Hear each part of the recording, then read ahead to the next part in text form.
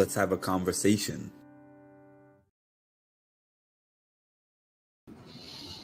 What's up, everyone? Good evening. How's everyone doing? I hope you're doing good. I am going to get into the episode recap, but right before I get into the episode recap, I'm going to get this part out while I think I still understand it, because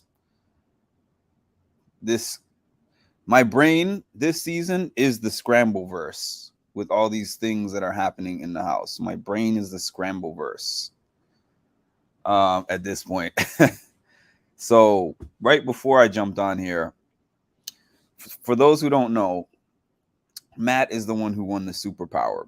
So the rule with the superpower, the invincibility power, is that first of all, he has to let Big Brother know by morning if he's going to use it. And I think he has to let them know also who he's going to use it on.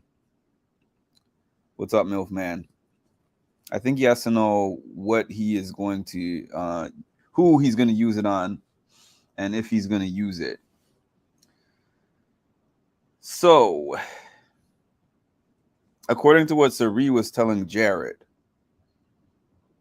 she was saying in the event that he selects somebody. So, for an example, she said if he selects to use the power of veto on the power of invincibility on Jag, let's say he's like, I'm saving Jag, and everybody votes out Blue, then Blue goes home and he can still I think she said he can still use it next week.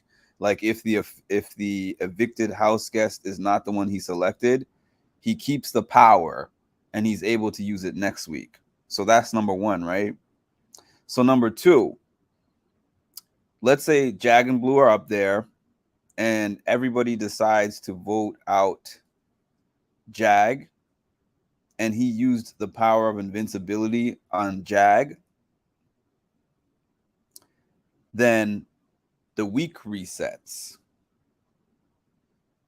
So in other words, what happens with the week is that Cameron can play in the HOH tournament again next week.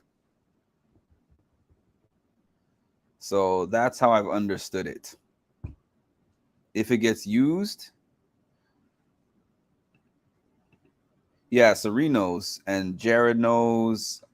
He's told a few people. I think, I don't know how many of them he told, but I know that he told Cirie, and I know that at least a few of them know. But in that house, probably the majority of them know, actually. All right, so I just had to get that straight. I'll come back to that. I'll explain it again if need be. But I'm just going to get quickly into my episode recap. It's not going to be very long.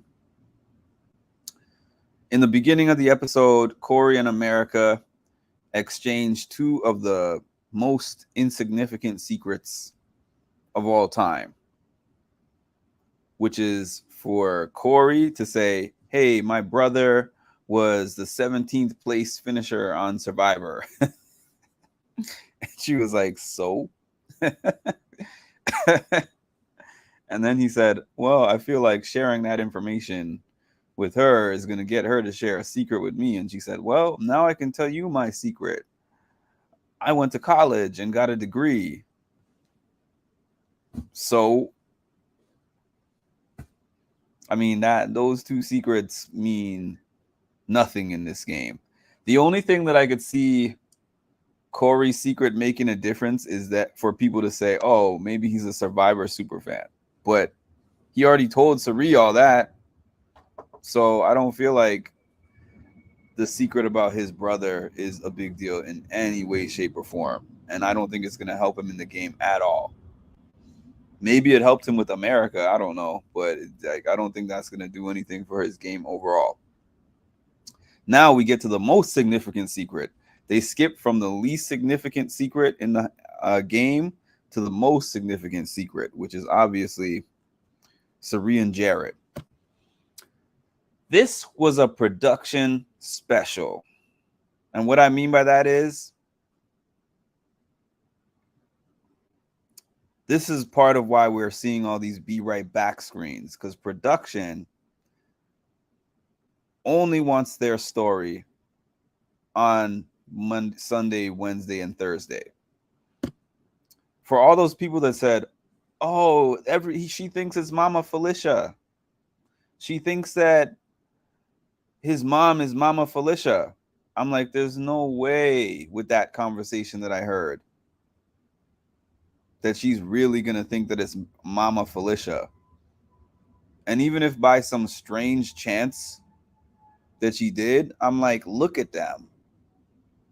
Look at them. Okay? Who does he look more like? Mama Felicia or Sari? And then it's like their stories are lining up. She's even talking about their geographical locations are lining up. Come on now. I didn't even believe that she believed that, even though we didn't specifically see. Everybody was running with this whole, oh, she thinks it's Felicia. She thinks it's Felicia. Look, she's having a conversation with Felicia. She's sucking up to Felicia. She's hanging out with Felicia. I was like, there's no way that he dropped that much information and she really did not think that it's Sari. So she confirmed that in the diary room that she thinks it's Sari. And frankly, it didn't take a lot. With all that he was saying, it didn't take a lot for her to figure that out. He dropped everything. Cameron, if you watch BB every year, you would see people are that clueless. Well, she isn't, because she confirmed that she knew that it was Sari, even though he tried to play it off and say it was Felicia. So Jared got a funny edit today, man.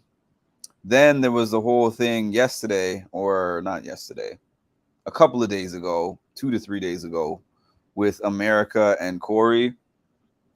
They made it look, they're giving them a real cute edit. I'm sorry to y'all big hardcore Corey fans, hardcore Comerica fans, but they're giving them the cute edit. I'm telling you.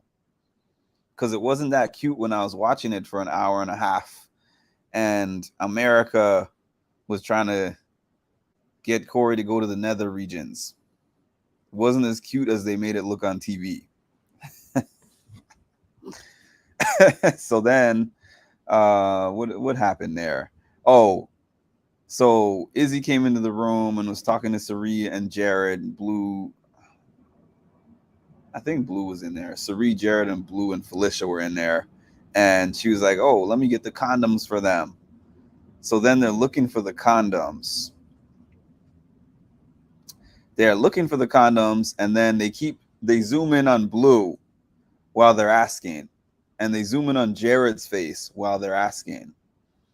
And they're like, somebody use these. Well, obviously, Izzy didn't use them, Sari didn't use them, and Felicia didn't use them. And there's a showmance in the room. So clearly, that was funny. That was kind of funny. So, yeah, so that was funny. They figured it out. And that was funny how they showed Sari's diary room entry, and she was like, ew. So obviously, now we know that the whole house knows about them having sex. The whole house knows about it. And I guess this year, I don't know why, but they're cutting it out of the footage. I guess they'll be thankful for that they show clues and hints, but they are not actually showing anything else, which is kind of weird, because the other seasons, I know they don't actually show the act, but they do show when they're getting started. But I know a lot of y'all will say thank you for cutting it out. But I just think it's strange that they're cutting it out. I don't understand. Their edits are editing this year. They're editing hardcore. If she gets voted out tomorrow, she's definitely gonna whisper to Jagger Matt this information. You think so? I wouldn't. I don't know, but I wouldn't even put that in her hands to use. That's something you whisper to her on her way out the door, not before. Why is who not telling anyone? Jared was. Oh yeah, that's the next thing that I have in my note actually.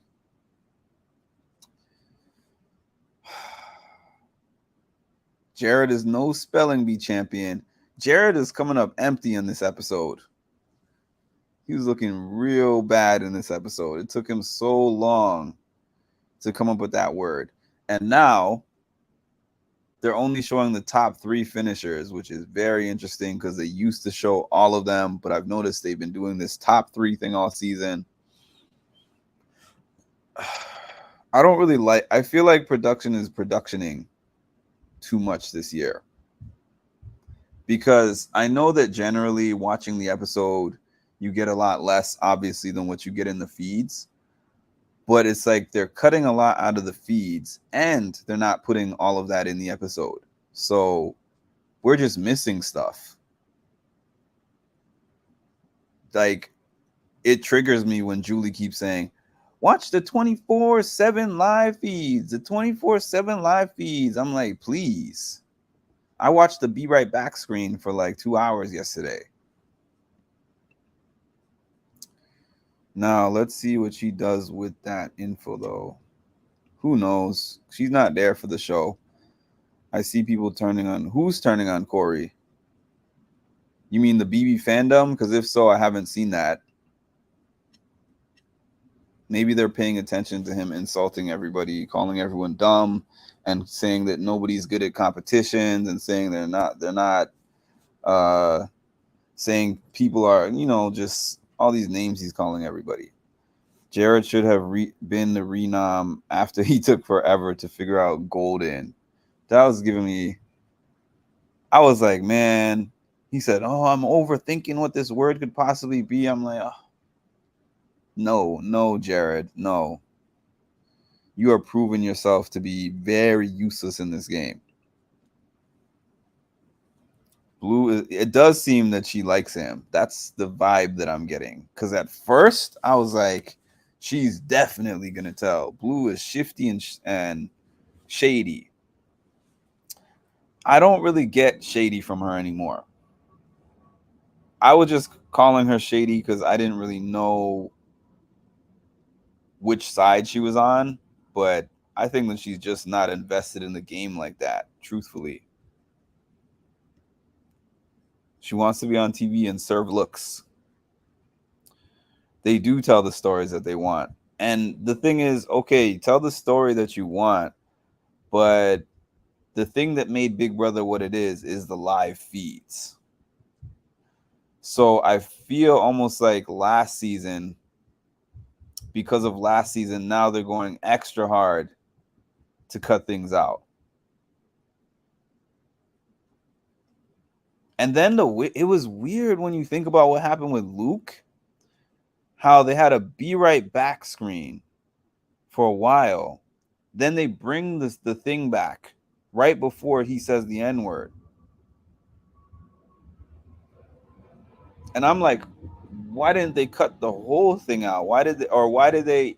So, like in that thing, either you should have shown the conversation leading up to it, or you should have just cut it out and just shown that little clip that you showed in the episode. Because I didn't understand why they just brought it back right before he said that. Because they have like a 6 to 7 minute delay where they can edit things out. I looked under one of your posts, and I seen people saying they want Corey. Only a couple of people. It's not the majority. The majority are saying he's cute and quirky and funny and lovable. It's not. I would not say it's the majority. Hey, Miss Snappy Kid. Blue wants to boost her social media followers. Definitely.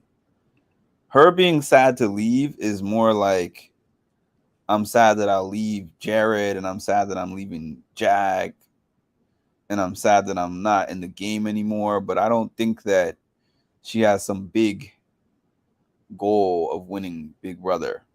It's like, I would enjoy winning Big Brother. I would be happy if I won Big Brother, but I'm not that invested. I felt the same thing about Kirsten and Riley, to be honest.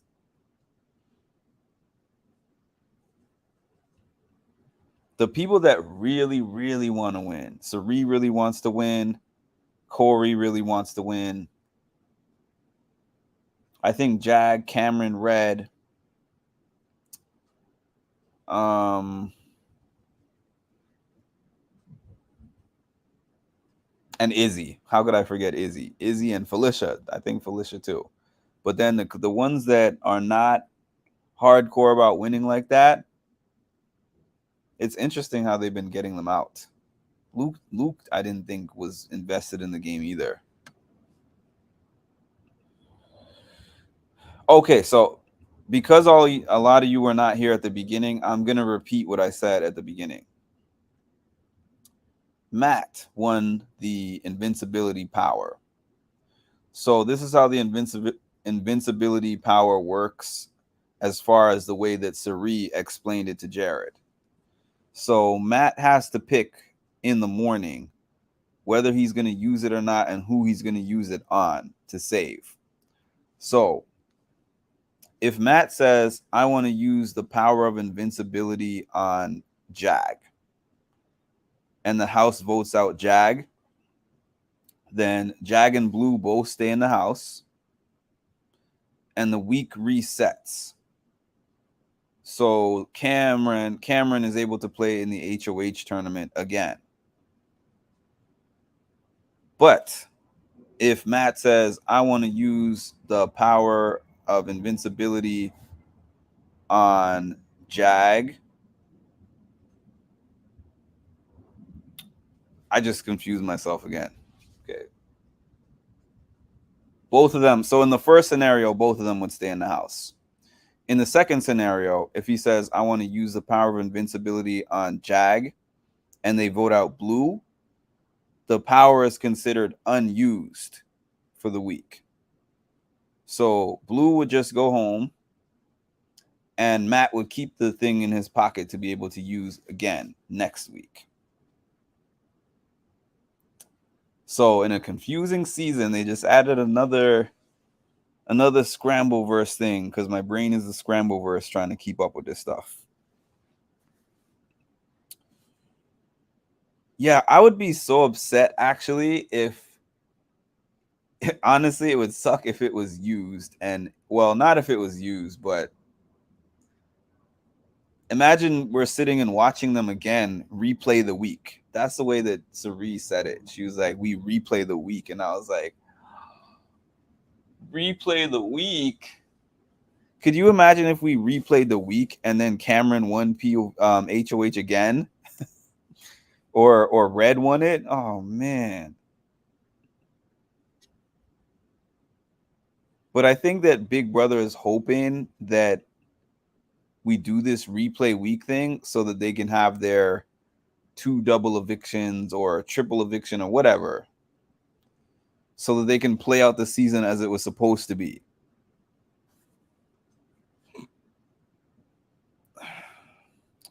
I don't think they would replay the pressure cooker. I think that they have another HOH. I don't think they would do the exact same thing, or at least I don't think they would do 2 pressure cookers. I don't think Izzy wants to win. I think that Izzy wants to win. I just think that her emotions are getting very involved with Cirie. But I do think that she wants to win. She talks to herself about this at night. So she wants to win. It's just that I don't know if she has the heart to win. That's the other thing I was going to say. I thought it was funny the way they put those 2 diary room things together at the end, where Cameron was like, oh, because I protected the Legend 25 and put up Jag and Blue, since I'm not going to be HOH next week, they're going to protect me for next week. It's not time to break them up yet. And then it cuts to Cirie, who is like, Cameron probably thinks that because he put up Jag and Blue, the Legend 25 is going to protect him, but I'm for me and mine, basically. And if any of us win, you and Red are going up. That's Cirie. They have not experienced Cirie yet because Cirie has not had to give them the Cirie experience yet. She has not had to be cutthroat yet. but she will be. If you've seen her on her other shows, that's one thing that she does better than anyone else is be cutthroat. And I think that in this show, because they're in a house, they spend so much time together. She cooks, she hugs people, and this is the nicest I've ever seen her on any show. Not that she was that mean on other shows or anything like that, but this is the nicest I've ever seen her on any show. So the mist, as we've been calling it on this channel, everyone's getting the Cirie mist, where it's like this loving mother. We all love her. She hugs us. She has heart to hearts with us. You know, all that stuff. They start to, that's the psychological component of this thing that not everybody has. Because we're already seeing Blue is folding under this thing. Jared is folding under this thing. Izzy. Felicia. Corey. America. Everybody is kind of folding and having a hard time connecting with people, but also keeping a game in mind. She does that better than most anybody that I know.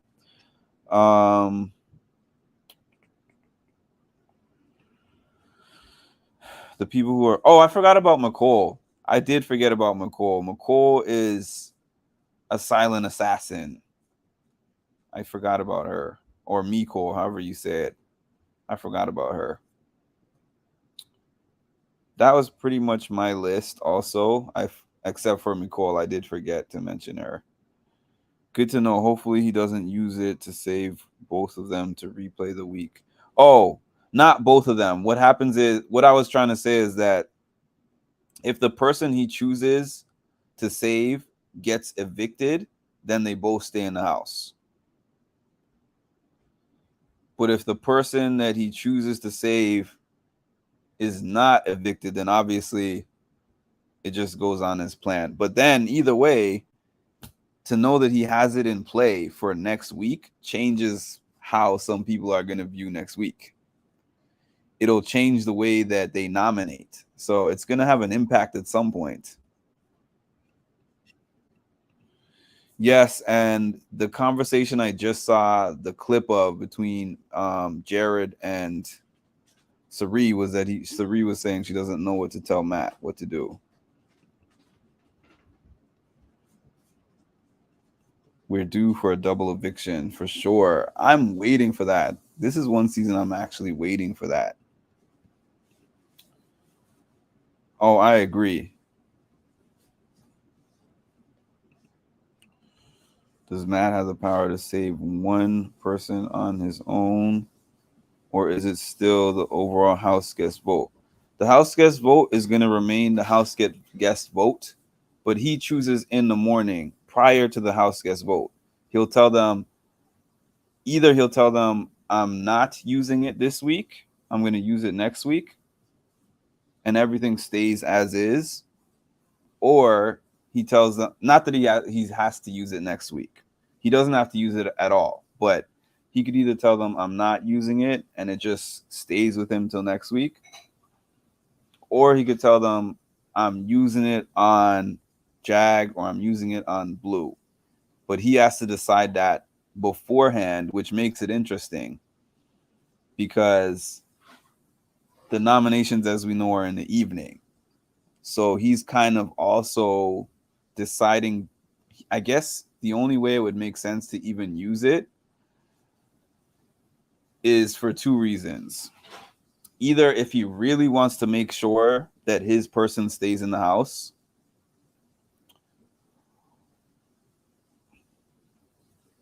I'm trying to think of how to say this because it's so confusing. But let's say he really wants Jag to stay in the house, regardless of whether he thinks Jag is going to stay or go.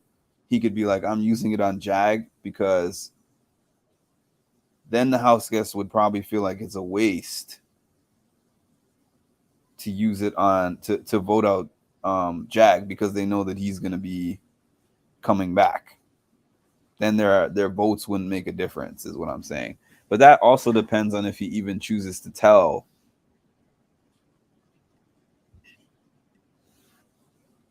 The Silent Assassin and Cutthroat Suri sounds like a Marvel movie. If Jared, I bet you if Jared was not on the season, they would have formed a final two.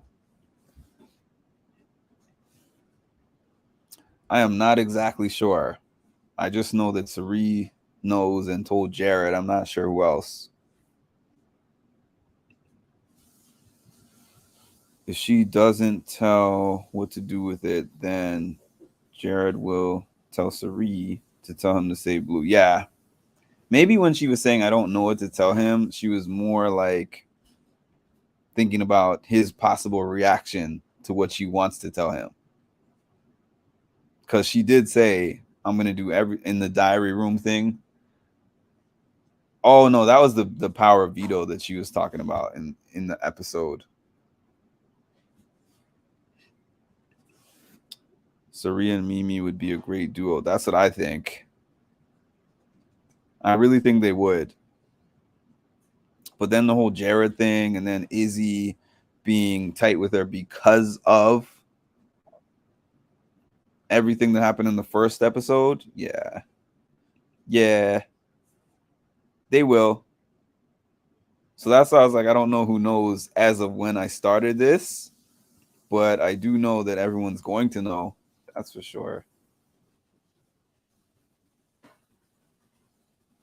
I'm trying to check Twitter really quick.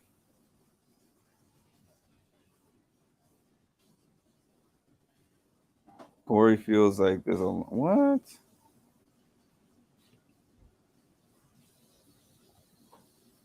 Yeah, they do talk way too much though. So tomorrow is going to be interesting because many different things could happen. He could not use it, which I guess we'll find that out via the feeds, or he could pick his person that he's going to save. I feel like past how skip. Um, what season? I think there was a season where there was like a replay the week thing. I think it operated a little bit differently, but I don't know. I'm just not. I just am having a hard time with all the same people being there for another week. I have a really hard time with that.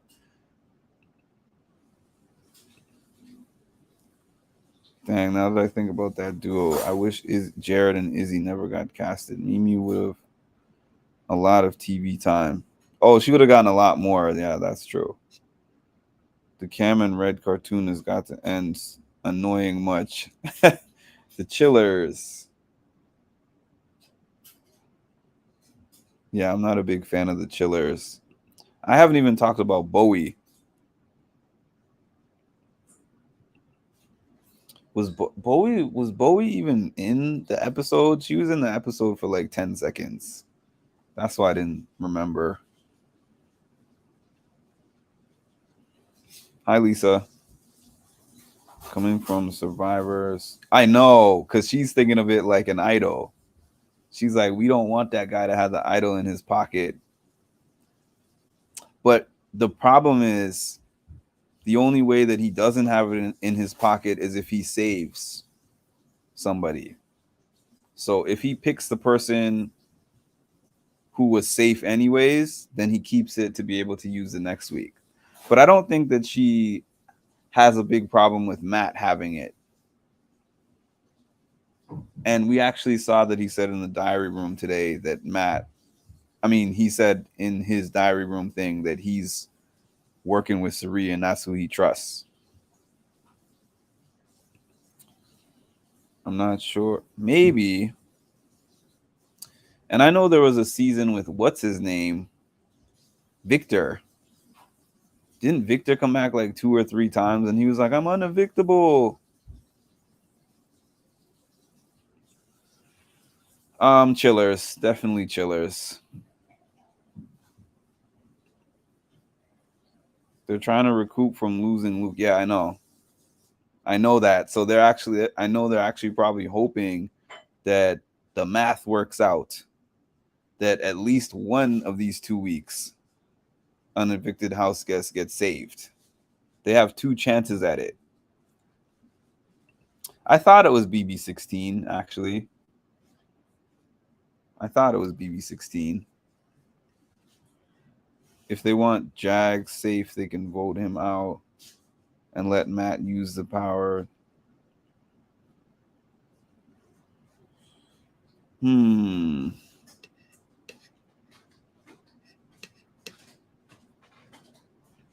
True. That's true. But then Blue would still be in there. I don't know how much they want to keep Blue. That's kind of what it would depend on. It would depend on how much they want to keep Blue. That was Victor. Almost forgot about him. But you know what? For some reason, in that season, I didn't mind the reset.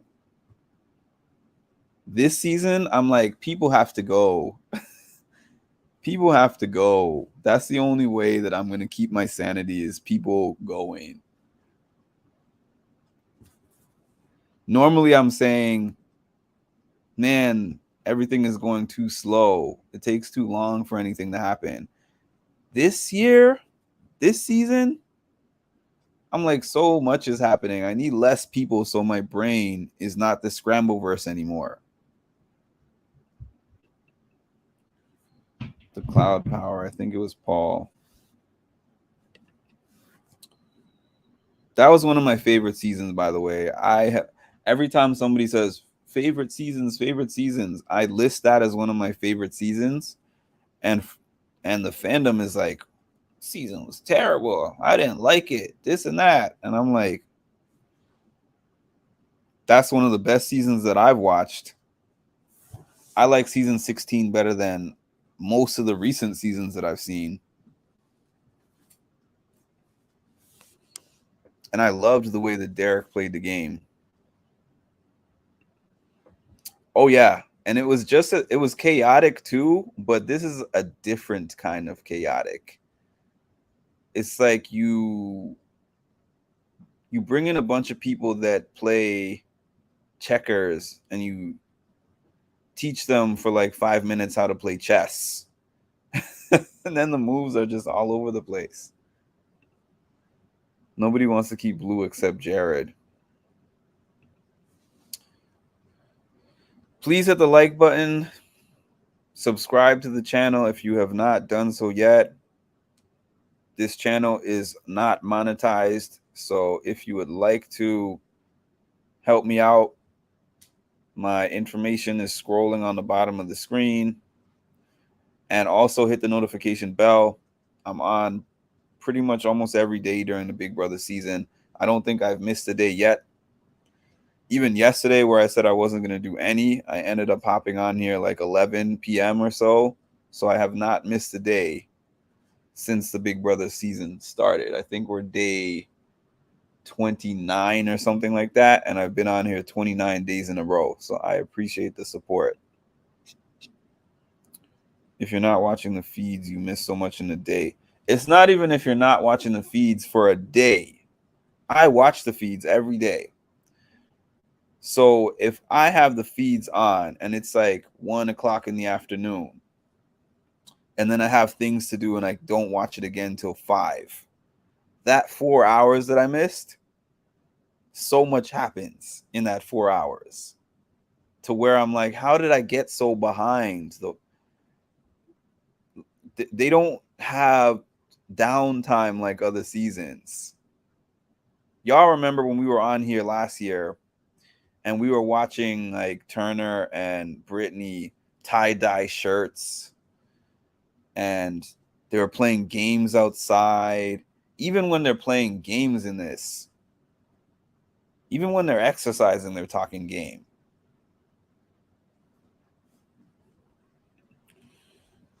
If Jag stays, Cam and Red will explode. Red can't stand Jag. Same here, Miss Snappy Kid. It's driving me crazy. I bother Mark all the time for details. Sorry, Mark. I also love season 16. I loved Derek. I was like, yo, how does nobody realize that this guy is in complete control of this game? Complete control. And they thought that he was not in any kind of control. They did. I like all of those people. Derek, Frankie, well, not as much Nicole, but that's because of the outside of game stuff. Zach, Caleb. Exactly. When you think about it and you think down the line of iconic BB players, you're not going to remember most of these people, quite frankly. You're not going to remember a Cameron. Like by season 50, you're not going to remember a Cameron, a Red. I don't even think a Corey. You're not going to remember Blue. If you know Blue for anything, it won't be for Big Brother. This might be like a gateway to another opportunity for her to do something else in the social media, social influencer world. I can't even really think of somebody this season that you'll remember like that outside of Cirie, but that is yet to be determined, because if somebody ends up being the person to take out Cirie, like if Izzy becomes that person who gets to like final 5 or something and takes out Cirie and wins, then she would be iconic in BB history. Oh, I'm glad. So I have people on here who loved BB16 as much as I did, because usually when I say that, I'm not met with that kind of agreement. I don't know why. Cameron and these house guests have no clue to if that's the whole thing. And the thing is, people are saying these are dumb house guests. I don't necessarily think they're dumb. I just think that they're so smart that they're too smart, if that makes sense. They think and they overthink. The hamster wheels going all the time, and they sit here and do these math numbers all day. We got Corey, we got this one, we got that one. You know what's funny? When I watch them have these conversations about who they have on what team, they mess up the names as much as I do. And I'm not in the house talking to them and forming relationships with them. I'm just commenting on what I see. I'm just commenting on what I see. They mess up the names because they're listing out these people so much, and they can't keep up with the names, and they can't keep up with the alliances. And sit in a room for an hour and be like, okay, so our numbers are Cirie, Izzy, Jared, Felicia, America, Mimi, Matt, and their numbers are this, that, this. And meanwhile, Mimi is like sitting by herself for this hour while you're guaranteeing Mimi is your number, but you're not guaranteeing that Mimi is actually your number. You're just going off of the conversation that you had hours ago. Well, I spoke to Mimi at 8 o'clock in the morning, and now it's 5 p.m. But because at 8 o'clock in the morning she said that she is definitely gonna do the vote this way, I can just leave her until 5 and stay with my clique. And I'm sure that she's gonna vote this way. So I'm gonna sit here and keep talking about the math more than I'm gonna get to know the individual and make sure that they're gonna do what they say they're gonna do. Because that's one thing about the Big Brother game. You have got to constantly manage those relationships. You could think that you're good with somebody, and then somebody walks over to them and plants a seed of doubt in their head. And now they're thinking, I was going to vote this way, but this information is making me think something else. And meanwhile, you are like, I had this one conversation with this person, with Bowie. Bowie said she's going to do this, so Bowie's going to do this. That's Jared's game in a nutshell. Jared is like, oh, no, no, I talked to this person. They told me this, and I know they wouldn't lie to me. Yes, they would, Jared. It's called Big Brother. I only had to watch a few episodes of one season to know what Big Brother was about. It was incredible gameplay and incredible drama. I loved all those characters.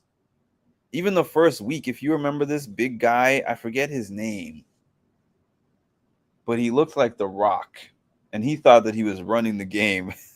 And I think he got out in the first week. They're emotional thinkers. What was his name? I can't remember his name, but it was really funny.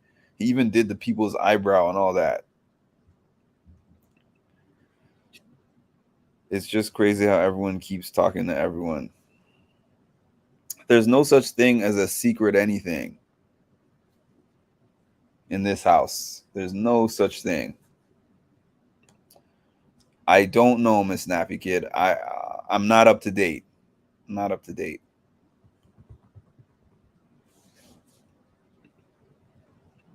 Why is this season so emotional gameplay? Emotional players, emotional game players. Too much back and forth. Yeah, I put up the alliance map. Hold on a second. I put on the alliance map and I was like, what in the world am I even looking at this point?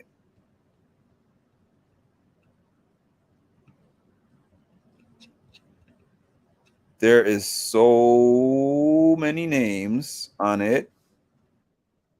And there's so much. I'm trying to put it on the screen really quick. Not that it's going to do anything for any of y'all, but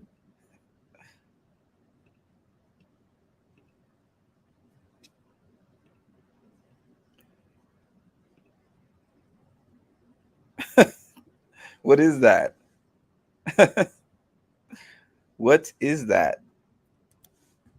I'm not even trying anymore. I don't know who put it in my comments earlier, but I'm not even trying to understand what that is. It looks like, the paper that the kids draw on, and it has all the scribbles all over the place. It hurts my head to look at that. Whoever did that, kudos to you, but I need about 5 people out of the house before I can even start to think about what alliance is what. This is what I'm saying, Rory. This is what I said yesterday. This is what I said yesterday. The reason why this group has so much back and forth is because they do not trust each other. That's why. Because when they say, I have the numbers, then they start questioning the numbers, and rightfully so. Because we've seen this house is very shady. This house is the flip-flop house.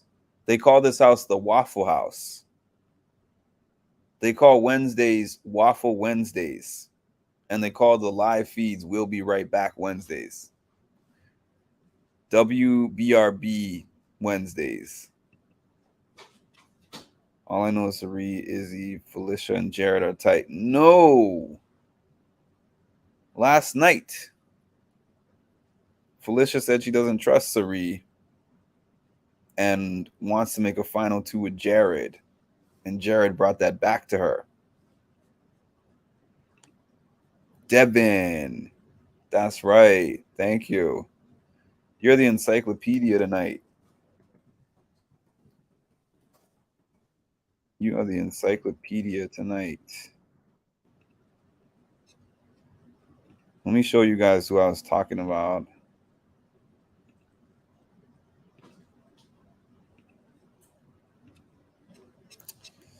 This guy. He went out in a blaze of glory very early. At first, he was like the leader of this big alliance. And then everyone was like, wait a minute. He is doing too much and saying too much at this point. And then they all ganged up on him in the Power of Veto tournament competition, and then he got the boot. But I still remember him. He was funny. They're not good at man. That's yeah. Relationship management is a huge part of Big Brother, and they are so bad at it. Can we vote out America already? Fessel. What about him? No need for house meetings this season. They're not. They're not needed. Confusion, a headache. It's like shout out to that artist who put that together, because I wouldn't even be able to do that. Even if I could do that, even if I could actually do that and I had the skills to do that, would I want to? Absolutely not. Jared told Sari, yes. Jared told Sari about this was the I don't know if you saw this, Lisa, but this was the start of that whole argument that Jared and Sari had late Monday night going into Tuesday about whether they should keep Blue or Jag. And Jared started the conversation by being like, hey, by the way, Mama Felicia said she can't trust you and she wants to do a final two with me. And Sari was kind of like, she didn't have a big reaction to that. She's like, that's fine. Like, people are going to throw my name out there. People are going to not trust me. It's not that big a deal. But he was trying to use that as a way to say, like, Mom, you're not playing the game perfect either. So trust me when I'm trying to tell you that it's in our best interest as a team to keep Blue over Jag. And she was just like, no, it's not in our best interest. That only benefits you. She's like, Jag can win competitions. Jag will be loyal to us. Jag is tied into this, and this person. And Blue literally is just your number. She does not benefit the team. So it didn't become a huge talking point. But I think the next day, they kind of spoke about it again. And she's now like, I'm going to keep an eye on Felicia.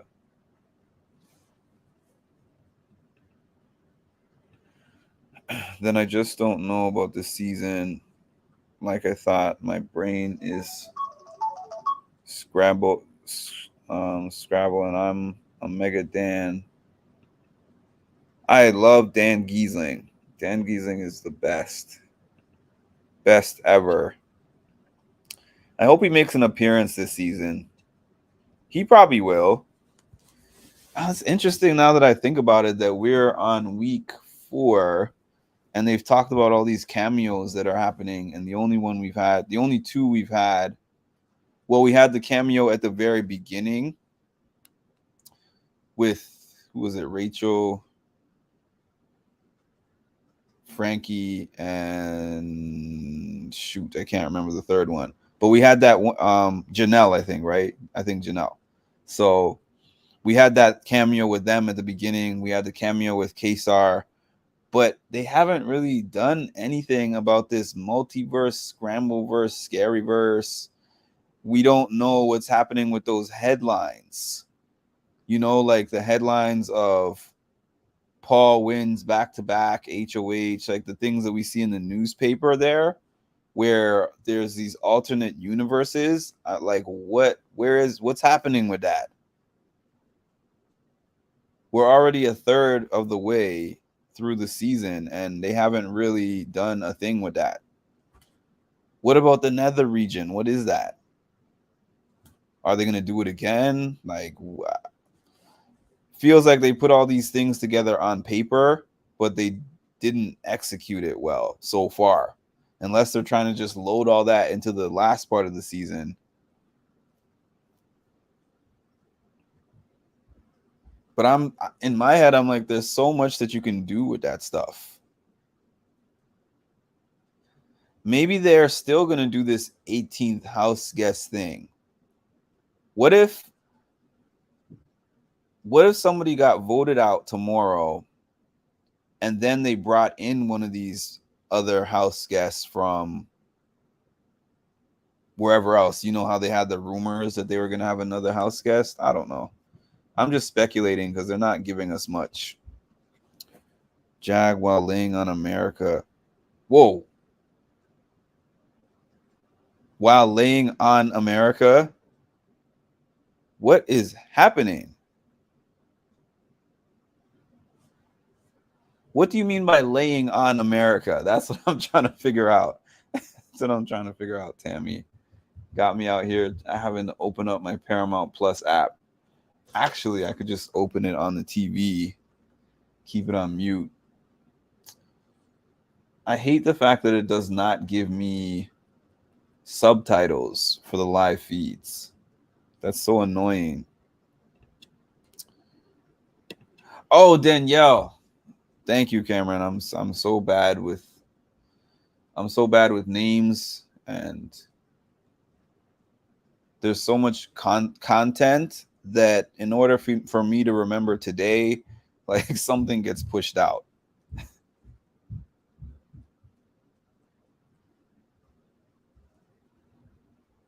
That's why I'm glad y'all are here to give me the prompts, because I be forgetting.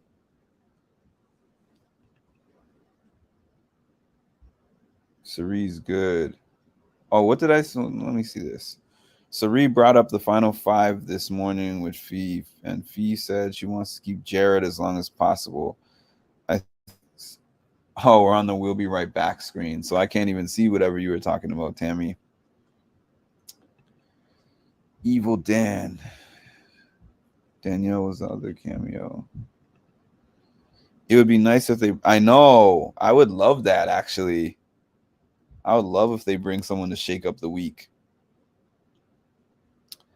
Now, it would be interesting to see if Cerie was like, we need to get this person out, or if she is like, this person will lessen the target on my back by being in the house. So maybe me and that person work together and I bring them into the alliance to help take out some numbers. That would be really cool, actually. They didn't do anything. Like the cameo number one, I'm like, okay, is one of those three gonna enter the house? What's happening? What are they gonna do in the house? And then now, okay, so they were just shooting a video. They're not. It's not a real cameo. And the Kesar thing, yeah, it's fun. It's cool. It's cool to see him on the screen, but what is he doing in the game? Nothing. So you're just gonna have them there, like we're gonna visually see them. We need them to be physically present in the house. That's what we need for something. I know that Derek and Cody said that they are going to be involved in this season somehow. So, but I just don't know. I hope it's not just like, oh, hey, we're here, we're hosting a competition, bye. But it seems like that's all it's going to be. All three of those guys should come in for a 4-hour training session, teach them how to play the game.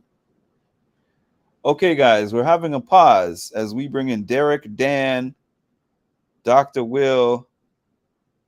1, 2, 3. I only see 3 guys. Hey, Sapphire.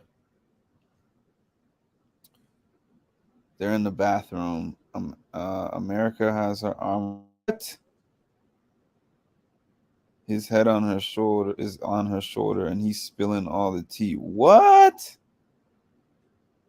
What is going on? What is going on here? They should have had them. I know. That would have been so good. I think that the old school house guests are over the show, and I think so too. I think they would hate to be in this house. Although I think they would probably do very well in this house, because one thing is, if you have a bunch of people that are easily manipulated, someone like Cerie thrives on that, and someone who knows the game of Big Brother would thrive on that. Because look what happened with Paul. Paul manipulated the hell out of those people.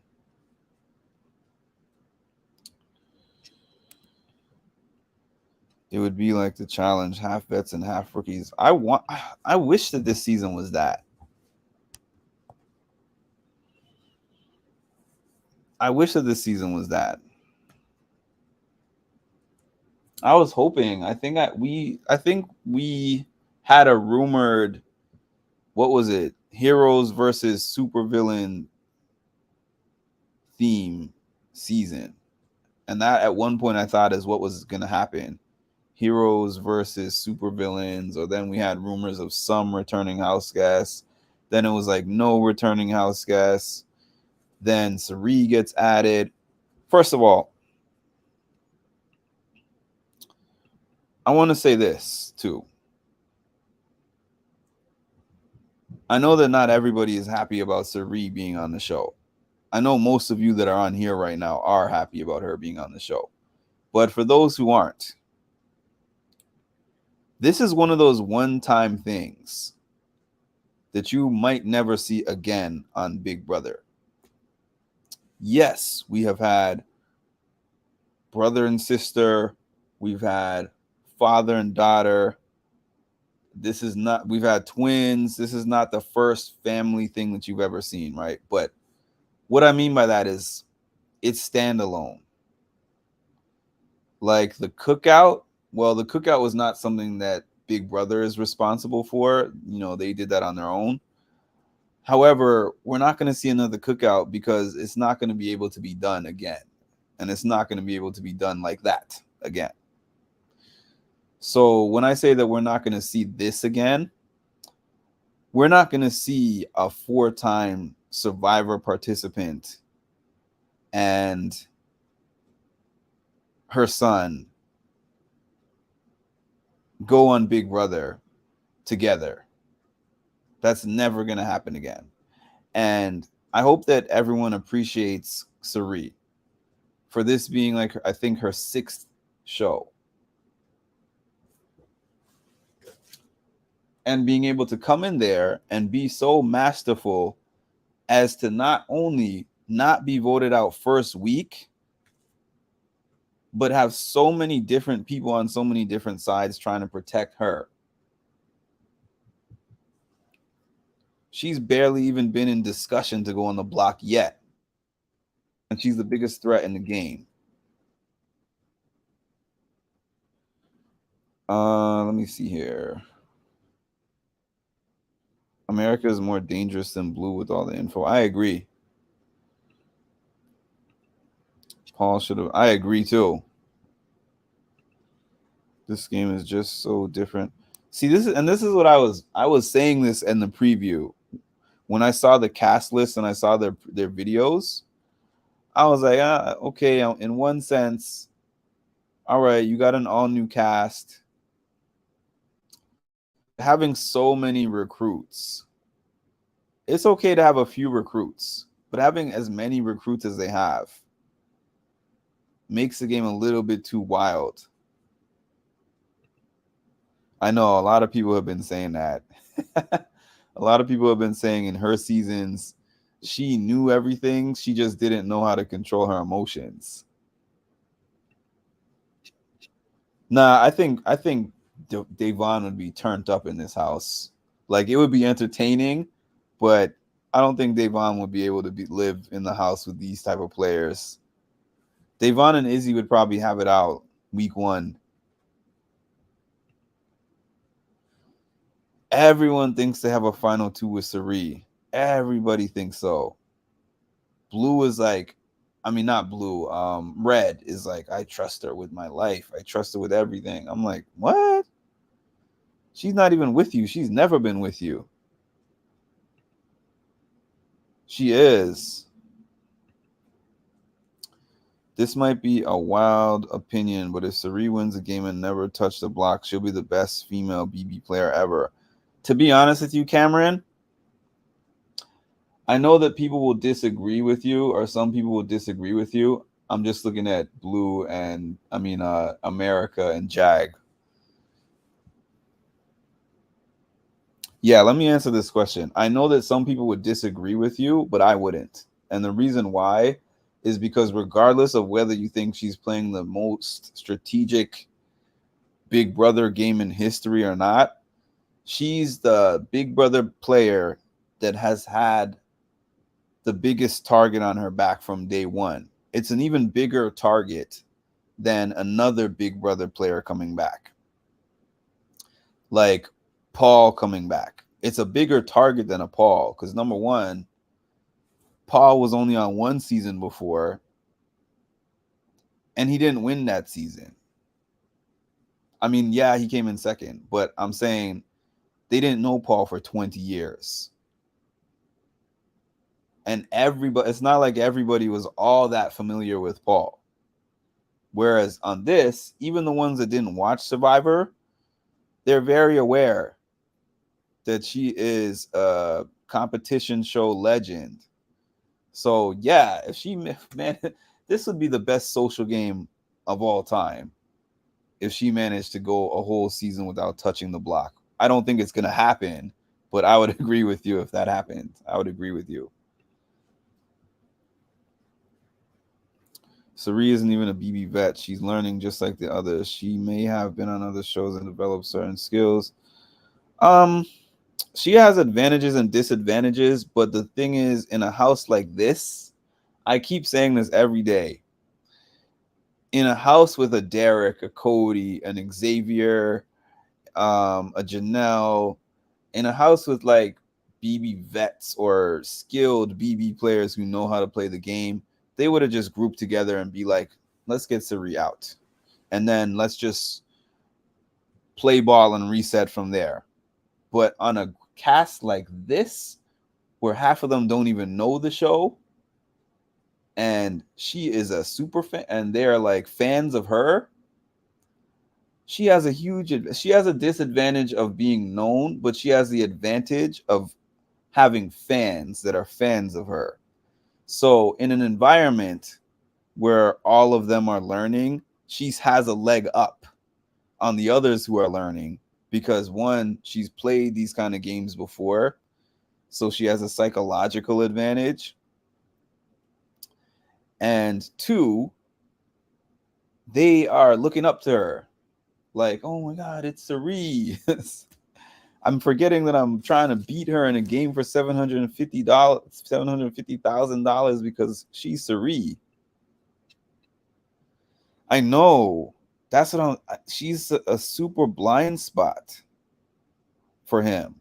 Like he calls everything. When you watch him talk in the feeds, he calls everything. This is gonna happen with this. This is gonna happen with that. This is gonna happen with this. This is gonna happen with that. He's like, I'm looking on the camera and I'm reading lips. Blue is saying this. This one is doing this. This one is looking at this one with this facial expression. This one's doing that. But then when it comes to Cirie, he's like, I trust her. I bonded with her from day one. I love her. What does she have? I don't understand this secret sauce.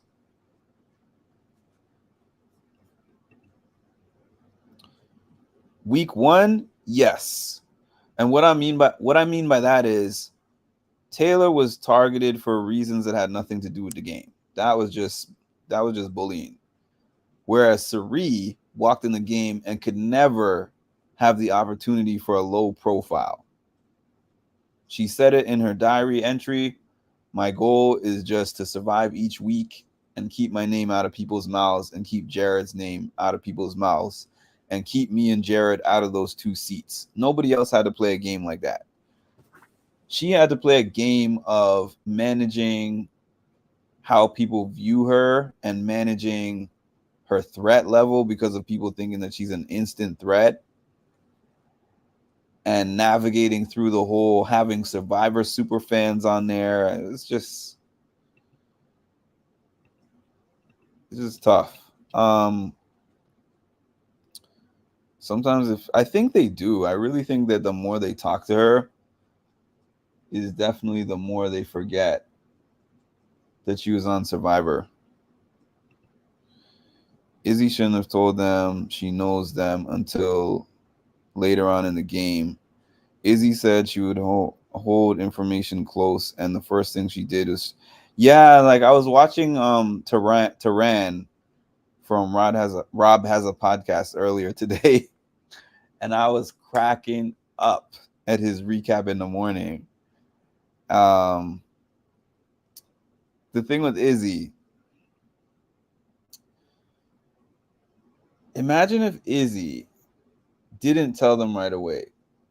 A smart thing for her to do would be to form an alliance outside of Jared and Sari. Maybe try to form one with them, but definitely form one outside of them. Get that group together and then use that information on a week that you're in jeopardy. That's your power of invincibility.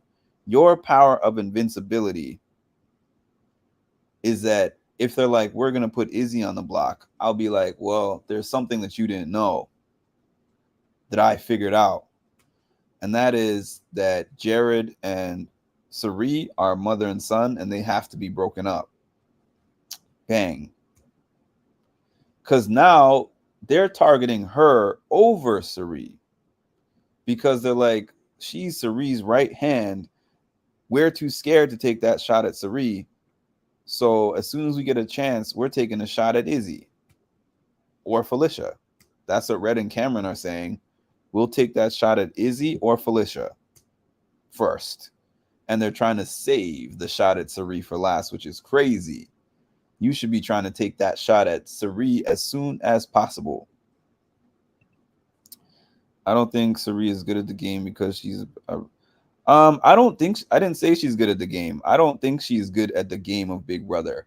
I think she's good at the social aspects of being on a competition show. That's what I would say. I don't think she's good at Big Brother specifically at all. Shout, not should. I think I read should, so I'm confused. I think I read it as should anyways. Taylor had to face an adversity that will never happen to any house guest. Yeah, that's a whole different thing. That is a whole different thing. I do see what you mean. Like she was targeted, but I feel like I'm specifically talking about a game target, not like that. That was something else. That was something else for me. But yeah, she is iconic because that man, those speeches, Thursday nights, Taylor made Thursday nights so exciting. Like, you know how you would sit down for like Barack Obama's presidential addresses when he was president. That's what I felt like almost when I was watching Taylor's speeches when she was on the block all the time. She would come out in her dress and they would be like, oh, vote to keep me because I'm a great guy. And then she would be like, huh, that was cute. So here's my speech. And she would come out with these pageant speeches week after week. Monty should have known, man. And in my interview with Turner, if y'all saw it, Turner was like, I'm so glad I didn't have to stand next to that because she would have embarrassed me. And she would have. He's right. Izzy is too much of a groupie to Sari to have come up with a plan that could have been a benefit to her own game. There's so many ways that she could have used this to her benefit. I'm just trying to keep my eye on the feed a little bit. Izzy can't sit on valuable info. She would burst. Well, that's for sure. Oh, definitely the best I've ever seen. Definitely by far. That speech was so layered, and I'll never forget sitting up with a lot of y'all on finale night, on the night before finale, and watching her with this cup of wine, with this glass of wine, sipping on the glass of wine and spilling it on herself and practicing it and messing it up and fumbling it up. And I'm like, I hope she's going to be good to go when finale night comes. And then all of a sudden, when she delivered it, I'm like, whoa. Whoa. Definitely fangirl. Definitely a fangirl.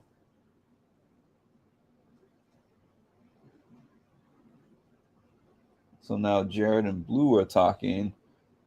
She packed up all her bags. And we're on a We'll Be Right Back screen.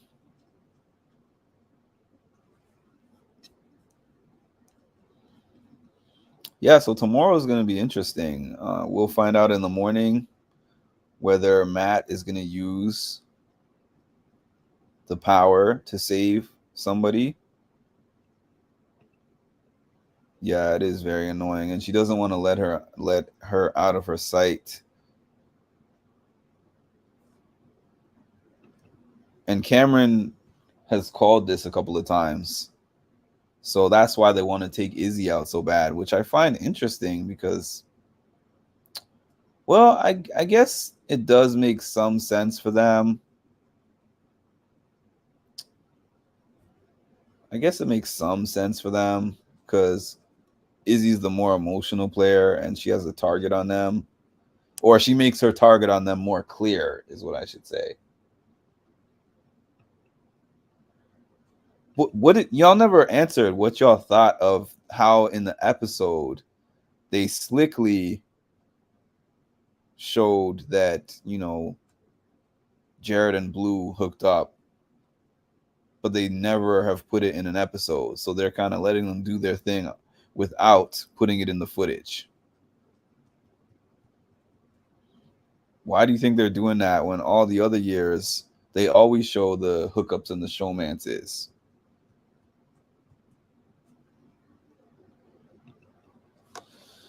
It is. It's definitely disappointing.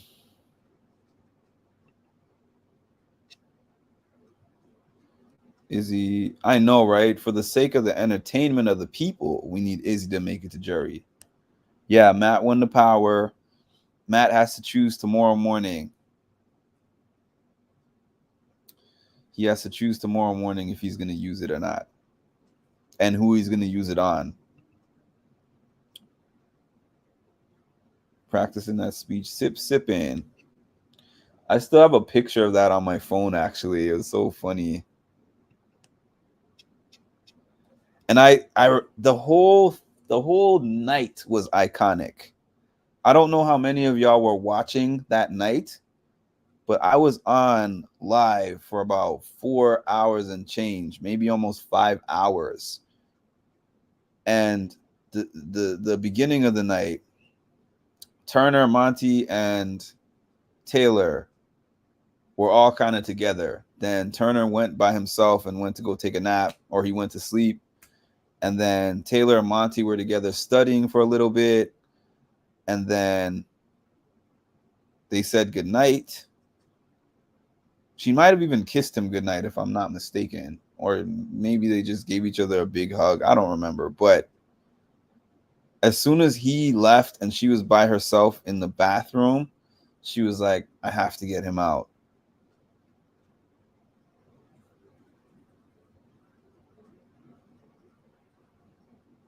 And her monologue was half practicing her speech, and then she was going back and forth in her head, like, do I deserve to be a winner? It was like watching a movie.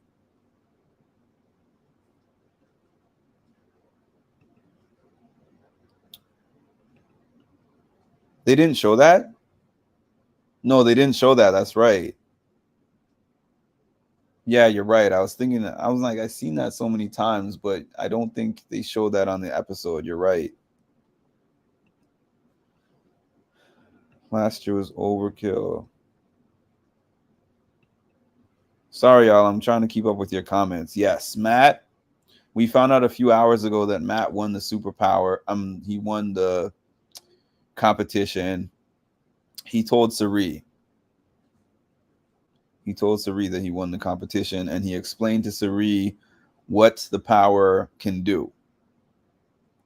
So option A, he doesn't use the power and he gets to use it next week if he wants. Option B, he picks one of them to save. If the person that he picks to save gets voted out, then they get saved and his power is gone and they replay the week. I don't think it means they replay the competitions, but they replay the week, as in Cameron can play in the HOH tournament again. And also, he actually, based on the way Sari described it, let me see. Yeah, I had it right the first time. They're making Jared and Blue look sexual all the time, but yo.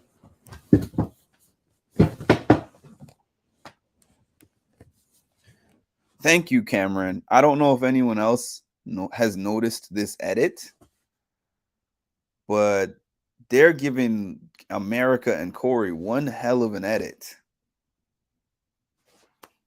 Like they want us to feel like America and Corey are like Archie and Betty, Archie from Archie Comics, or like I don't know, whatever cute couple that you can think of. They're giving them that edit, and they're giving Jared and Blue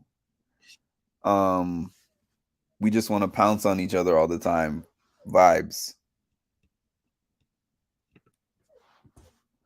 Although I will say they are helping out Jared because they're not showing Jared's things that he's saying to Blue either. So they are helping him in that sense.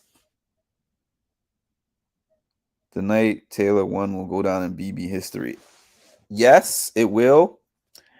And I have met her twice. And the first time I met her, it was so cool that I got a chance to just tell her. I actually told her about this YouTube page. I was like, me and all of my subscribers on YouTube watched you all night prepare that speech of yours with the wine glass in your hand, sipping and spilling it and all that. And then I had my I Am the Point shirt. I didn't have it with me. Nowadays, if I was going to something like that, I would have it with me because y'all know now I like to bring things when I go just to kind of make a different impression. But I showed her on my phone. I was like, look at this shirt that I made. Remember when you said I am the point? I am not here to make a point. I am the point. And she was like, that's so cool. I wish I had thought of that. Taylor overall, when you say Taylor is an icon, Taylor was at the premiere party, right? And the premiere party had a lot of people there. It had Kylan, it had Azza, it had Christian, it had it had like half of the BB24 cast. There was Turner was there. There was Amira. There was Jasmine. There was Survivor players. There's Wendell and Bryce. There was so many different people there, right?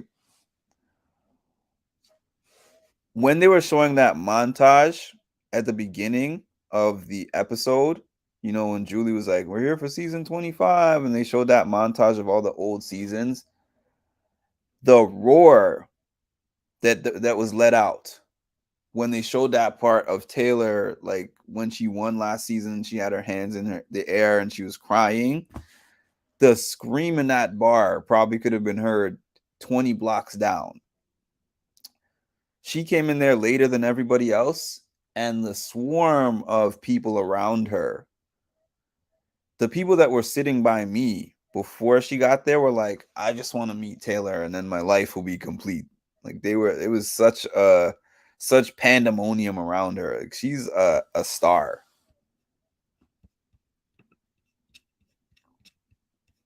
Don't do the warm bear. And I'm so happy for her too that she actually got a chance to stay in the house long enough to even get the opportunity to win.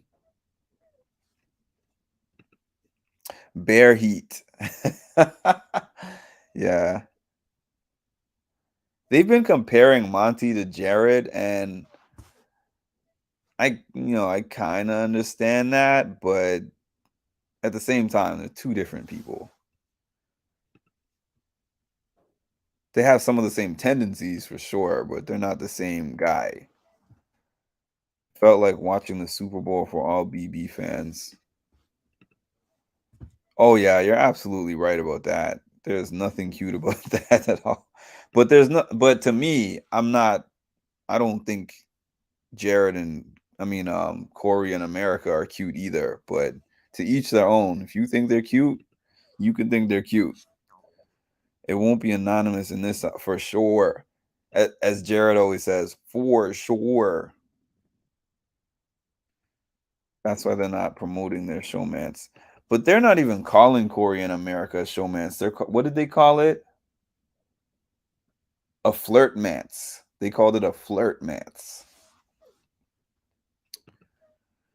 Taylor left at a high, to be honest. I don't want to see. I know, I don't either. And I don't think that she would not get the same type of reception. And I wouldn't even like her being in there because even if for somehow people liked her more at the beginning and took her further, then everyone would be saying they're just advancing her because they're scared of being labeled as bullies. And truthfully, y'all, I said this before, some of those bully labels, it's a rough thing. It's a rough thing. It's a rough thing for the people who got them. Again, I'm going to shout out Amira because I actually watched back the episodes that she was in after she kind of explained things more to me, and it looked different from a different lens. That's not for everybody because there were people that obviously clearly were bullying on purpose. I was gonna add, how long do you think will it take? That's the bet. The bet is not like will it come out? It's like how long will it take to come out? That's with every secret in this house. Other news outlet other than you make Blue and Jared just seem sexual. They also make it seem like Jared's a creep, but will hype up Corey in America. Nobody wants to talk about that though. America looked like a creep 2 days ago. It's just me and you who think that though, Cameron. So it is what it is. But America looked super creep. And it was kind of cringe. Even I don't even like that word, but that's the best word that I can think of.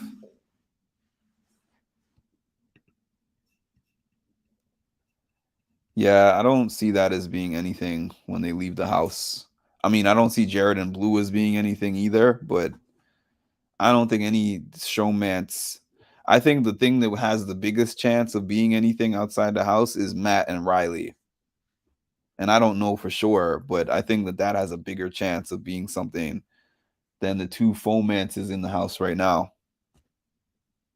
It's just something to do. It's just in Jared's case, placating, like Sari called it. I'm not a fan of either of these showmances. Which showmance did we have before this year? So last year we had Kyle and Alyssa. Not a fan of that. I'm gonna like y'all might not admit this, but we were all fans of Monty and Taylor at one point. At one point in time, that's what made my channel so hot. And again, other bloggers or vloggers, whatever you want to call it, won't say this, but Taylor got my page monetized. She really did. Even though I couldn't get an interview out of her, I thank her regardless. And I actually did tell her about my page both times that I met her. She remembered me. That was pretty cool. America was given. Thank you. Thank you. I like I've been saying this for days and nobody's acknowledging that, but as usual, another great night to chat about the foolishness. Good night, Rory. What time are we? 10:37. This is one of the longest nights I've been on here in a while. But I like talking about this. I do miss being able to show the feeds, but I'd rather be here just talking than have my channel shut down. Blue and Jared are talking about something. Man, I'm telling you, I was watching it, and at the beginning of it, I'm like, "Oh, this is funny," because it was mutual when it started. Because when she came back from the dinner, he saw her and he made some kind of cute comment, "Oh, what are you doing, America? Let me check my schedule. Like, you want to go upstairs?" So it was funny and cute at the beginning of it. But then when they got in that bed and he was like, "No, stop, America. Not on TV. I'm not doing this. I already told you." He was like, "You're pushing it. You're pushing it. You're pushing it." There were so many key words that he was saying that were like, "Stop doing this." And she kept going with it. So when I say she got the cutesy edit, if y'all just watched this episode that they just showed, that exact moment was on there, right? And if you're not a live feeder, would you think that was like that? I wouldn't.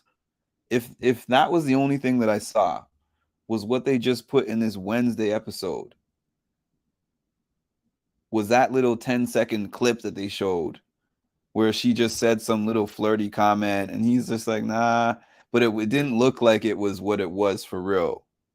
It looked cute. So that's undeniable. Even if you like them as a couple or whatever you call them, that was a nice edit for America. She got a nice edit, and she will continue to get a nice edit. I never like. I don't know. I guess y'all saw them as into each other, but I never really like. Even when she was saying, Joseph is so cute, or oh, I don't mind seeing Taylor in that outfit. It never really gave me I want to be in a relationship with you vibes. Never did. Never did. Absolutely. I rooted for Monty and Taylor at first because it happened. Yeah, it did. And yes, it was. Hey, Trisha. How's it going tonight? I'm looking right now. I can't tell you because as soon as I turn the volume up, they will block the video. But I hope I'm going to be able to see it when I hop off here. What I should probably start doing is putting my headphones in my ear so that I can listen to it while I'm talking. He needs to do stuff together, like play pool and stuff. Who does? Oh, Corey. Yeah, he's much more comfortable when they are doing activities. Yeah, I think that. Yeah, you're right. I think that Corey is kind of playing with fire a little bit. I mean, it's not an excuse for her to keep going after he says stop. But at the same time, knowing how she is, I do think that he shouldn't put himself in those positions anymore. Because once somebody violates your boundaries and you're like, this is my boundaries, he clearly told her beforehand. He's had the conversation with her before. He told her stop so many times that night, and she still isn't stopping. I would be like, okay, we need to not hang out until 4 a.m. in the bed.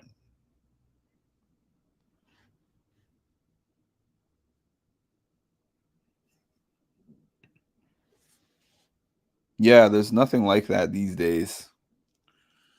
Jeff and Jordan, Brendan and Rachel. There's nothing like that these days. One of the best moments, and I didn't even watch that this season. I need to go back and watch this season. was that argument that Rachel had. They put that in the montage, the first episode montage. It was in there. What's his name? Rachel and Reagan. Oh my goodness. Rachel and Reagan. That was something else.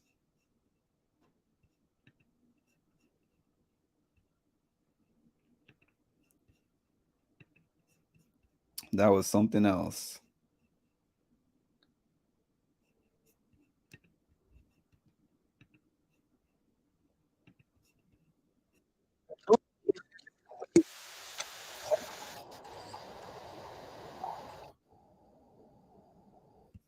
If y'all remember that, I'm sure y'all got to remember that. Hold on. Hold on. I'm going to play like a few seconds of this. This is so classic. Hey, Reagan, I'm going to make some really big, soft, gooey cookies. Do you want some? Rachel, What? you don't intimidate me. You repulse me. You're Really? a pathetic human being. Yeah, really? Oh, that's sad. You're about as classy as your nasty hair extensions. Ooh. Ooh. So you can take your homophobic innuendo and get out of my face. Oh, what are you going to do? What are you going to do? Would you like a cookie, Reagan? I was trying to be nice. Why don't you go back to and return all of your clothing? Oh, actually, it's not from... It's a lot nicer of a designer than what you're wearing, Reagan. My workout clothes? Way to go, Rachel. Anything that you That's a real own, big Reagan. win. Do you even know how to shop? Oh, Oh, because that pisses you off? Why don't you go get with your alliance? Why don't you go with your alliance? Ooh, you're so feisty, Reagan. Shoot for the roof, Rachel. You have a degree and you're a waitress. Get out of my face. And what do you do? I am a teacher. And so am I. Really? Yeah. Oh, they censored the heck out of this. I mean, I get it though. I get it. This would never have been allowed on this season, on this like this climate of Big Brother. We wouldn't even see those type of arguments with the type of things that were being said.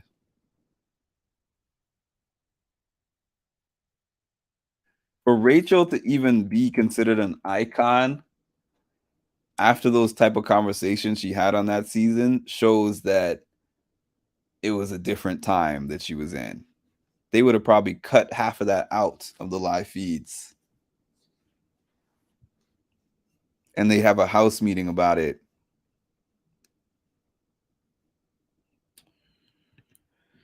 Floaters better grab a life vest. They're having a serious conversation here. I guess it could be her last night in the house, so I'm going to have to rewind. I'm going to be off of here in maybe the next 15 minutes because I got to watch these juicy feeds. I love Ica, man. Ica was great. Ica was classic. Those BB house gifts back in the day were so good. I see why. Oh, me too. Me too. I haven't even seen all the old seasons. I've seen about 5 of the first 10 seasons, and it's a whole different feel. It's like, take something that Sapphire said about Cirie. Back in those days, you had to be a good Big Brother player to win. You had to be. There's no other option. And the way they played the game was so different. So you had to have some level of skill to do this game. And the thing is, season 1, it was a new game, obviously. So they defined how the game was played, basically, from season 1. And in all those early seasons,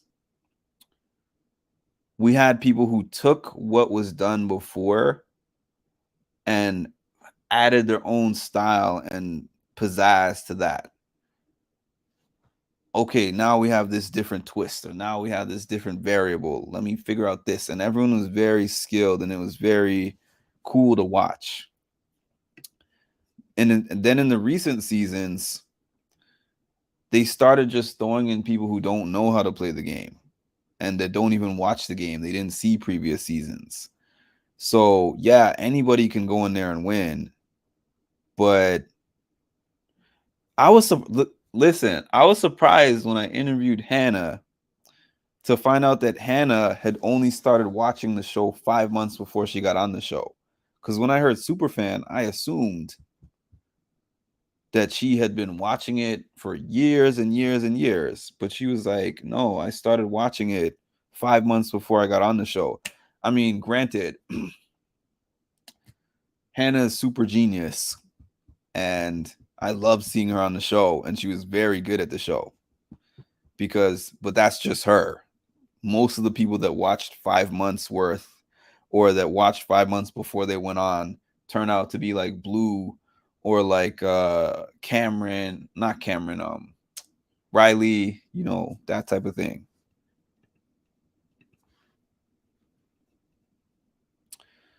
Vanessa from BB17 was also good. I don't know if she would be considered a villain. Rachel was so annoying with Brendan, always crying and yelling at everyone. Yeah, I'm watching Blue.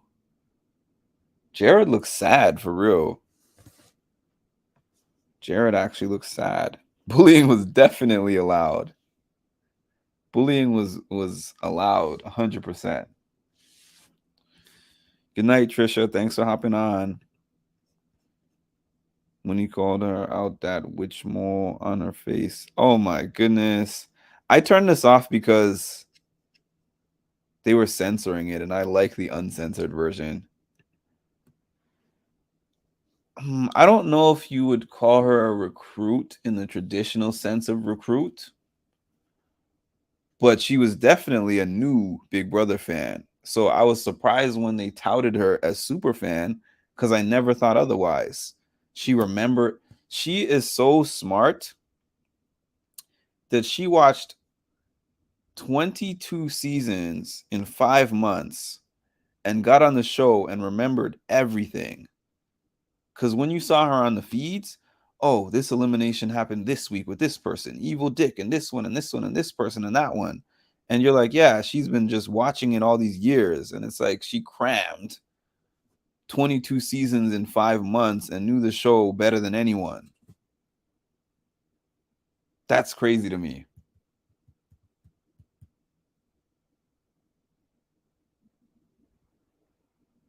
They're spending their last day together. Can you imagine if all the house guests knew the game and weren't recruits? I wish we could get a season like that, MC. I really do. I really do, because I am getting tired of this wild gameplay. As much as I've been telling you guys, like, oh, I'm enjoying all the action, I'm getting action burnout. I'm getting burned out by all the action. Give me some good gameplay. BB15 kind of changed the landscape of the game. The bullying really crossed the line on that season. I haven't seen BB15. Oh, yes. And everybody thinks so much more about how they're going to be viewed. They're always talking about the cameras all the time. It's been like that for the last few years. How are the optics of this going to look? How is it going to look if I put 2 black people on the block? How is it going to look if I put 2 women on the block?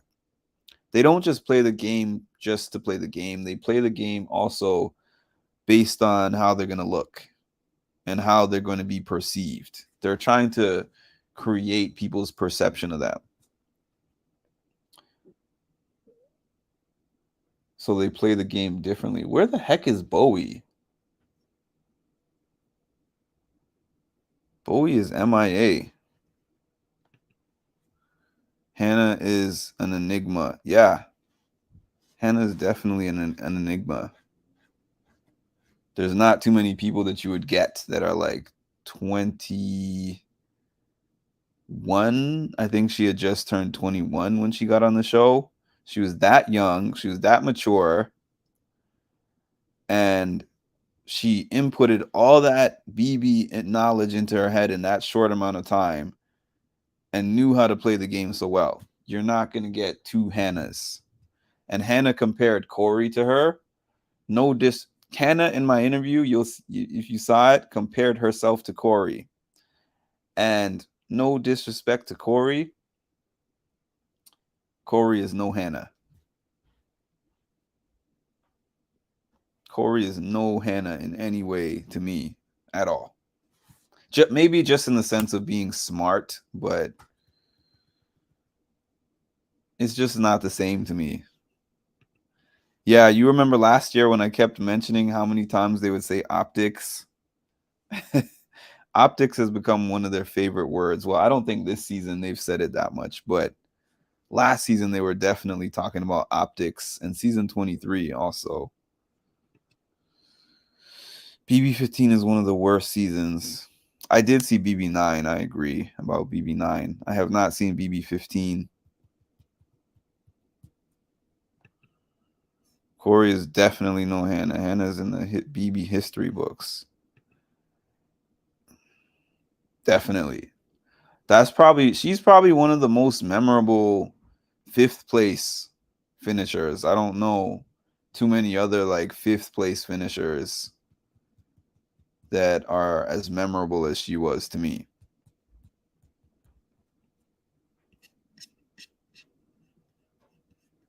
And really, I guess the cookout as a whole, everybody was memorable, but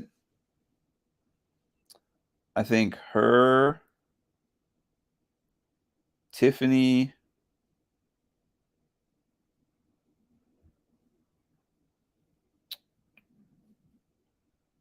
I think that's pretty much it. Like, I think her and Tiffany might be the most the most recognized, some of the most recognized, because Xavier's not really out there like that. I mean, he played a great game, don't get me wrong. He won, obviously, but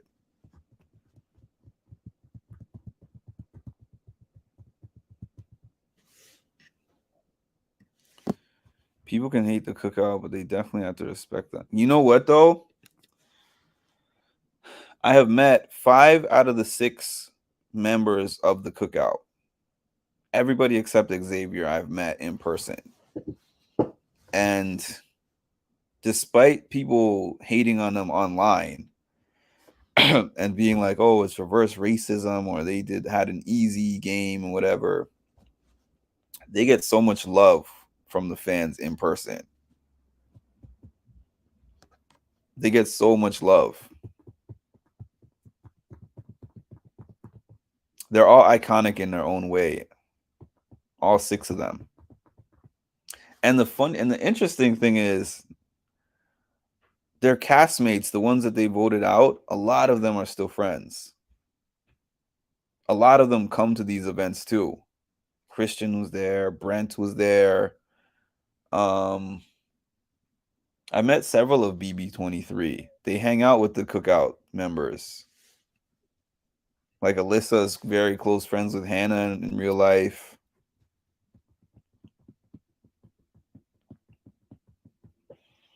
Yeah, it's interesting. An interesting train of thought you have me going on, Cameron, thinking about like who from this season will be legendary.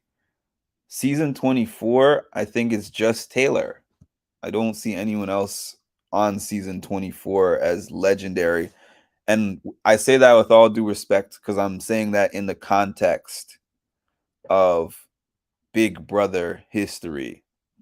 When I say legendary, you can be legendary at other things, but in terms of like BB legendary, I think it's just Taylor from season 24. I, unlike most people, give Cody credit for playing a masterful game in season 22.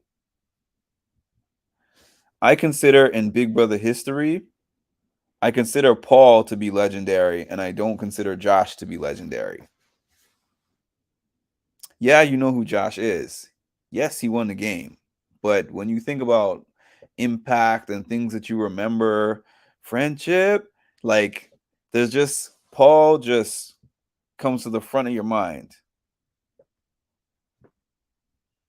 Josh, you have to think about what he did to win the game. Somebody had to remind me when they brought up Josh on my feed the other day, and they were like, "Oh, Josh made the biggest move in the game." It might have been you, Cameron, that said that Josh made the move to pick Paul to go to the front, to go to the final two instead of Christmas. And I was like, "Oh yeah, he did do that. He did do that," but I forgot because I just remember him banging pots and yelling in people's faces and then crying to Christmas later. Like that's the only thing that you had to jog my memory to remind me that he won a competition. Yeah.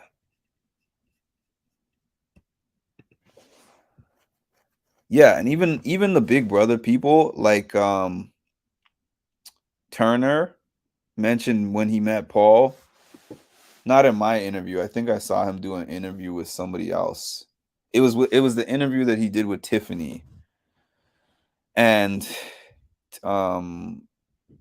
he was like, "Man, when I met Paul, cuz Turner was also a recruit that just watched a couple of seasons and then got on the show." And he was like, "I was such a super fan of Paul, and meeting Paul was so cool." Like I don't really hear people say that kind of thing about Josh. Yeah, that was me who said Josh made the most gutsy move, but I don't consider him. Yeah, exactly. You don't even have to really win to be a legend. You can be a legend without winning. Like I think Taylor would have been a legend even if she hadn't won, but the winning just was the icing on the cake. And I look at everyone from this season and I'm like, Cirie.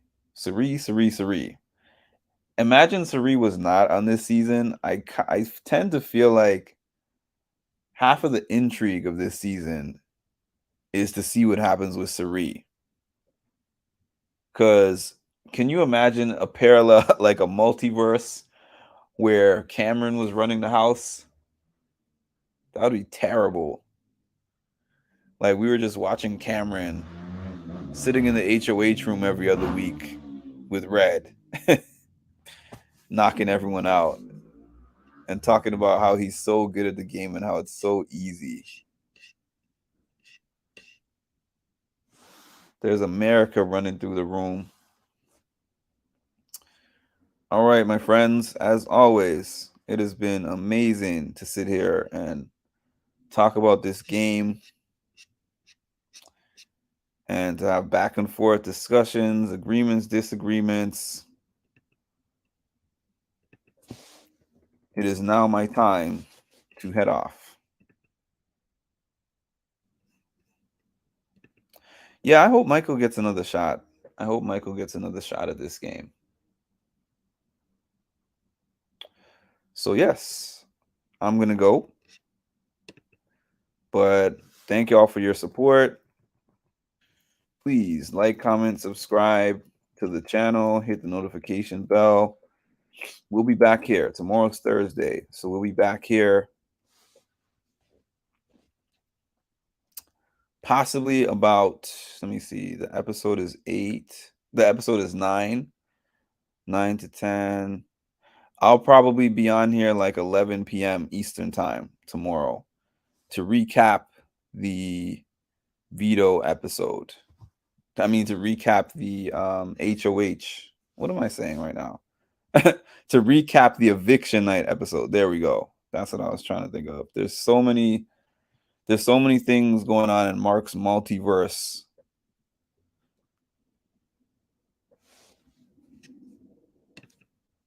I will be on here at probably about 11 p.m. to recap the eviction night episode. We'll find out tomorrow morning if Matt uses the invincibility power. We're going to see if it plays a factor into the HOH, into the eviction. And then I guess, I don't know if we'll see any of the HOH because they've been cutting that out. But yeah, thank y'all for joining me. And we will talk again tomorrow. So you literally were one of my very first followers. And then when you followed me and I, followed back, I was like, this dude is cool. Like, if they say talk to your manager, you just say, you know what, talk to the hand. You don't need to be on my podcast. But, yeah, dude. Yeah, you do a great job. Thank you. I always get a kick out of talking with you on Patreon. You have a really good, view on everything. That wasn't planned. You know what? Thank But I like this Canadian. I well, like this one. well,